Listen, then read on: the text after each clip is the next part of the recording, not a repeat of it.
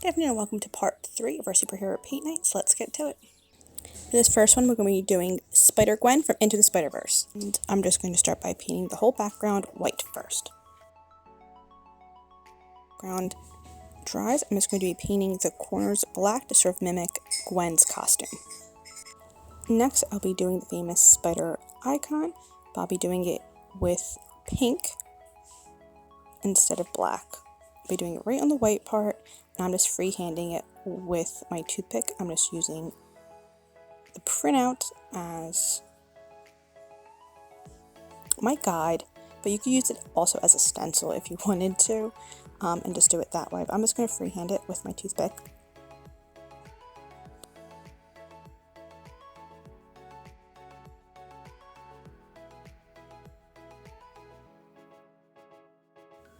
And then I'm just going to go in and touch up the black, and then when it's all dry, you can even do more touch-ups if you needed.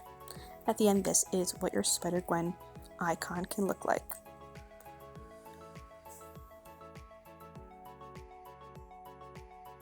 We're doing Green Lantern from DC Comics, and what we're going to do is we need, for the middle logo, you just need a circle. So I'm using a stencil for a circle.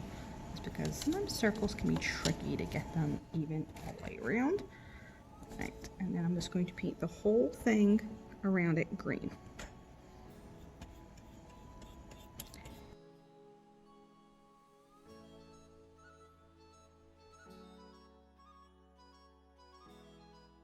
Right, the next part is we're going to fill in that circle we made with white. Now the trick is you could hold your brush straight and just sort of fan it out, and that is one way to do a circle, just as a heads up.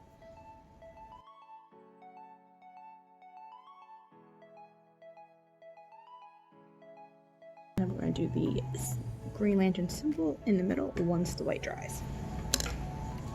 Okay, and to finish the Green Lantern one. So the white is drying, and I'm going to probably touch up and outline that a little bit in green, but what I'm going to do now is just do the Green Lantern symbol, which is an empty circle with a straight line going across both the top and the bottom.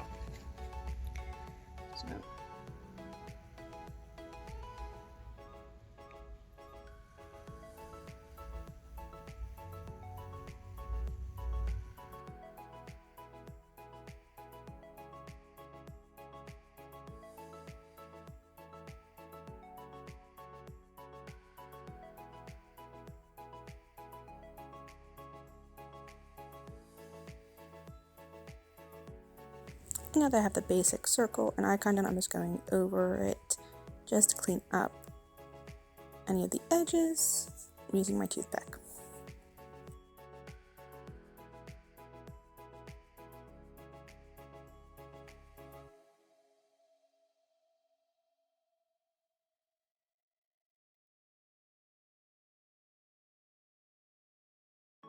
And once that's all done, this is roughly what it looked like. I actually found it better to go over the outline with black.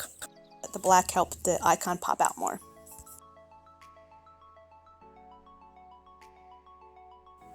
I'm going to use the W I printed out here as a stencil. I'm going to make the W yellow. I'm going to do a blue circle around it with some red accents at the very end.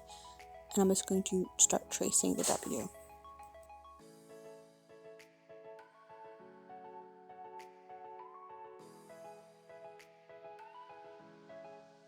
Fill this in with yellow, and then at the end, when the yellow dries, I'm going to add in the black definitions with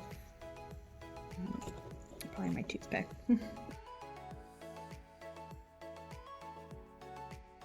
And after I'm done filling in my yellow, I'm going to surround it with blue, like so, in a blue circle, and then in those little corners, I'm just going to fill in with my red paint, the sort of classic Wonder Woman colors,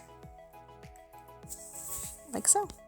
I'm just going to take my trusted toothpick again with the black paint and start doing the outline, and then doing that middle part, because basically Wonder Woman symbol should look like two W's for Wonder and Woman, so that's what the outlines are important. So I'm just going to clean that up with my black with the toothpick. Now that my yellow is dry,